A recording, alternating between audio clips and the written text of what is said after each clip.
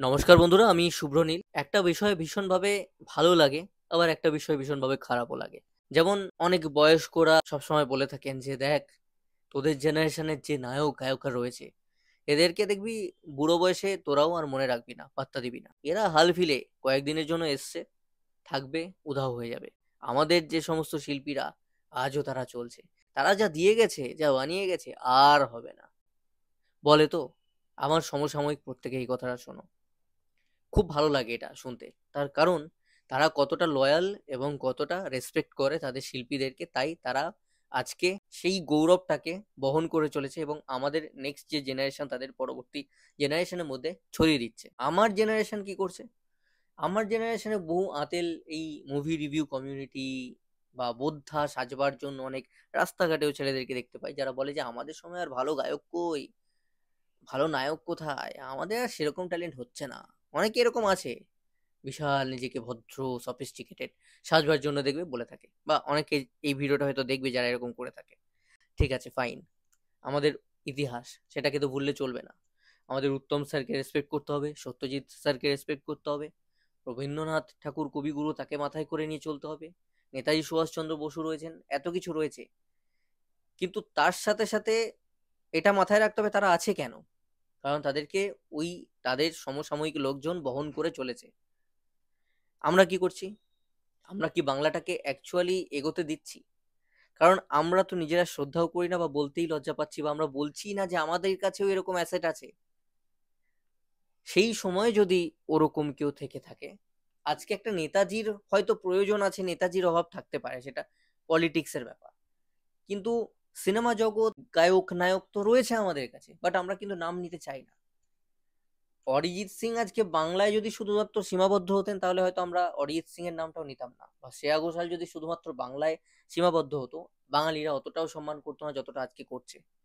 তারা হিন্দি গেয়ে ফেলেছে বলে তাদেরকে শ্রদ্ধা করে, সেটা অন্য একটা বিষয়, বাঙালি রক্তের দোষ, সেটা আমি সবসময় বলি, সেটাই আমি ঢুকবো না। আমরা অ্যাকচুয়ালি যদি আমাদের আগের জেনারেশনকে দেখে না শিখি এবং আমার জেনারেশনের লোকজনকে নিয়ে যেগুলো বলা দরকার সেগুলো না বলি, যদি গৌরবটা না থাকে, তাহলে কি করে বাংলা এগোবে, বা কি করে আমার জেনারেশনের ভালো ভালো ট্যালেন্ট গুলো সেই অর্থে ইতিহাসের পাতায় পরবর্তীতে উঠে আসবে? উত্তম বাবু যেমন ছিলেন, তার পরবর্তীতে মাথায় রাখতে হবে তাপস পাল, প্রসেনজিৎ চট্টোপাধ্যায়, চিরঞ্জীব চক্রবর্তী, অভিষেক চট্টোপাধ্যায়, এনারা ছিলেন। আমাদের সময়েও দেবদা, জিদ্দা, কারুর কাছে আবির চট্টোপাধ্যায়, কারুর কাছে অঙ্কুশ হাজরা আছেন। তো আমরা কিন্তু অনেকে আছি যারা এই এখনকার গায়কদের নাম নিতে সেই অর্থে লজ্জা পায়, যে এরা আর কি ওই লেভেলে যেতে পারবে, বা কোনো পরিচালকের নাম নিতে লজ্জা পাই, বা কোনো নায়কের কথা বলতে লজ্জা পাই। মানে অ্যাটলিস্ট উত্তম স্যারদেরকে, সত্যজিৎ বাবুদেরকে বা স্যারকে যেভাবে সম্মান দেওয়া হয়েছে, ততটা কি আমাদের জেনারেশনের কাউকে আমরা এই জেনারেশনটা দিতে পারছি? মানে পরের জেনারেশনের কাছে পৌঁছে দিতে পারবো? যে সিনিয়ররা আমাদেরকে বলে এসছে যে আমাদেরই যা হয়েছে সেগুলোই থাকবে, এরকম আর হবে না। বাট আমাদের সময় দাঁড়িয়েও কিন্তু ভালো হয়। ঢাকের থালে ছাড়া বা ও নন্দিনী গানটা ছাড়া কি দুর্গাপুজো সম্ভব? ইদানিংকালে জিদ্দার ঢাক বাজা বলে একটা গান, যেটায় জিদ্দার স্পেশাল অ্যাপিয়ারেন্স ছিল এবং জিদ্দা গেয়েওছেন কিছুটা পার্ট, আবির্দা এবং রুক্মিণীদির সিনেমা সুইজারল্যান্ডে, সেই গানটা বেশ কিন্তু চলে লাস্ট 2 বছর 3 বছর ধরে পুজোয়, যদি আমরা লক্ষ্য করি। অঙ্কুশদার একটা আছে জয় দুর্গা ঠাকুর বলে, ওটা দেখবে প্রত্যেকটা পুজো প্যান্ডেলে দুর্গাপুজোর সময় বাজে। খিলাড়ি ছবির গান, পুরোনো গান কি বাজে না? দেবদা জিদ্দাদের গানগুলো আজও বাজে না? দুর্গাপুজো, বিয়ে বাড়িতে বাজে তো। এখন তো বাংলার অনেক বেশি আমাদের নিজেদের জাতীয়তাবাদ এসছে, তো সেখানে অনেক জায়গায় আমি দেখছি নাইট ক্লাব টাব, যেখানে আমাদের বিভিন্ন সময় যেতে হয়, তো সেখানেও আমি দেখছি যে পার্টি পার্টি হলে বাংলা গান বাজছে।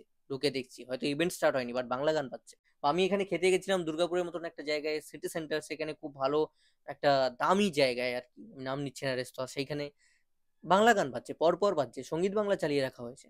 আজকে একটা বাচ্চার ভিডিও দেখে আমার কথাগুলো মাথায় এলো। মনীষা ব্যানার্জি বলে একজন, উনি ওনার বাচ্চা মেয়েটিকে নিয়ে রিলস করেন, বলছেন দেবদার কাছে যাব। হয়তো বাচ্চাটির মা বাবা তারা কোনো সময় যখন রিলেশনে ছিলেন, তারা হয়তো সিনেমা দেখতে গেছেন, অথবা অ্যারেঞ্জ ম্যারেজ হয়েছে, তো বিয়ে হওয়ার পর তারা হয়তো দেবদার সিনেমা দেখতে গেছে।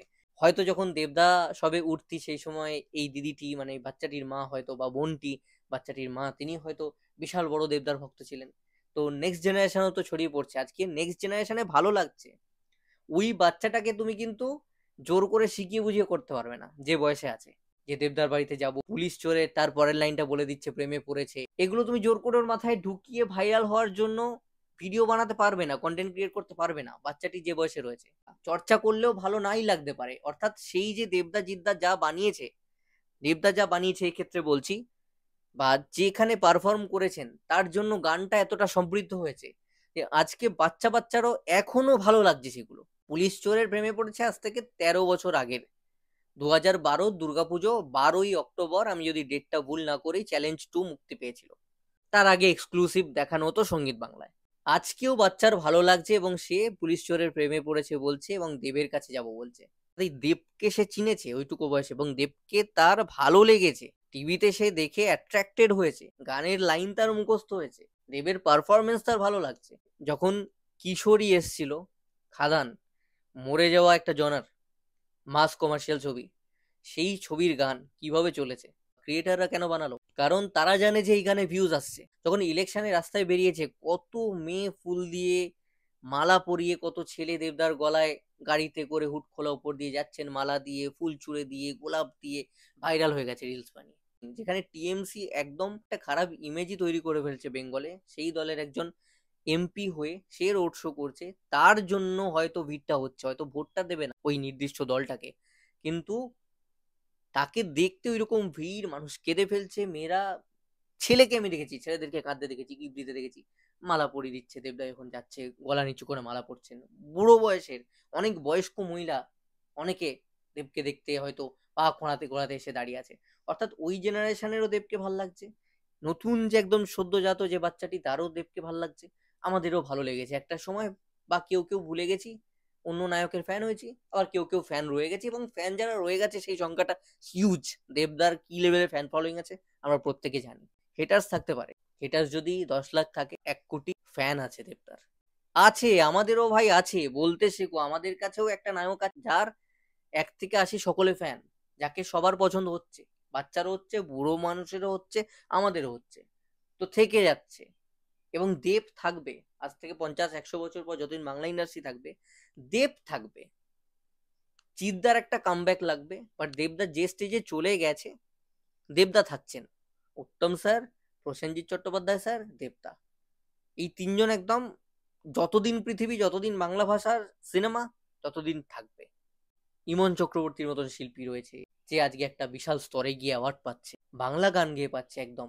বিশেষ করে অরিজিৎ সিং এর কথা যদি বলি, অরিজিৎ সিং তো আমার মাটির এইখানকার ছেলে, এবং খুব ভালো করে যদি মনে করো, বোঝে না গানটা হিট হওয়ার পর কিন্তু অরিজিৎ সিং এর উত্থান, রুট ভুলে গেলে চলবে না। অরিজিৎ সিং কিন্তু ভোলেননি।